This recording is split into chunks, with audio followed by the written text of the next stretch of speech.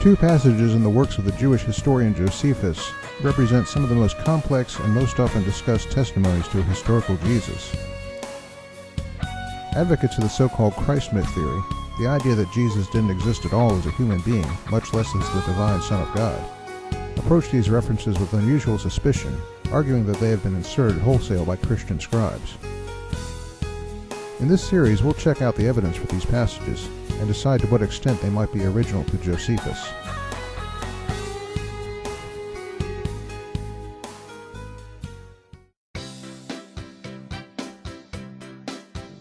In claiming that a text is altered or interpolated, one of the most important pieces of evidence in textual criticism is what the manuscripts themselves indicate. If an early enough manuscript exists that doesn't have one or both of these passages, that's pretty significant evidence of a problem. Does such evidence exist? As it turns out, no. Every Greek and Latin manuscript of Josephus contains these passages.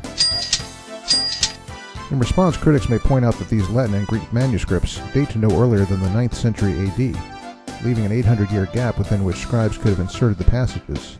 Indeed, many Christ myth theorists suggest that the interpolator was none other than this guy, the church father Eusebius, who was the earliest Christian to unambiguously refer to one of the passages in the early 300s AD. Suspicion itself, however, isn't an argument, and those who engage in textual criticism indicate some pretty strict criterion before a passage can be determined to be tampered with, such as these by biblical scholar William O. Walker.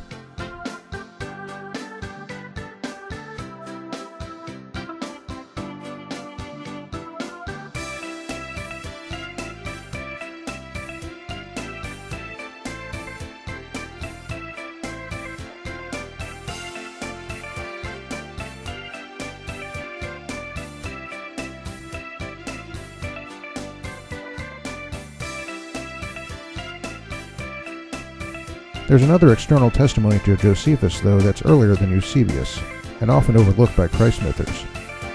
The church father Origen, who lived in the century before Eusebius, is clearly familiar with the shorter passage, and refers to it 3 times in 2 different works.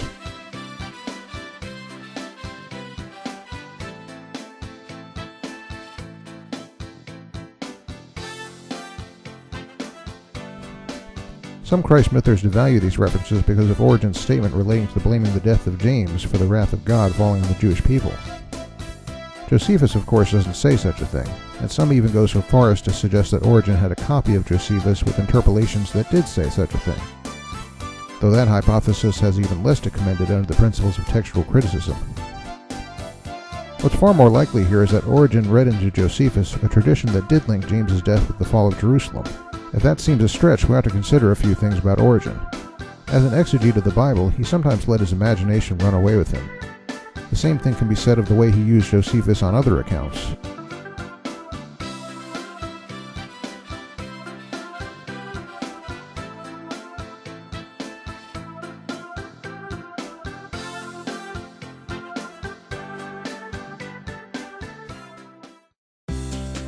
In close, if the principles of textual criticism have any meaning, the manuscript evidence scores a burden for the doubter in terms of offering an authentic reference to Jesus.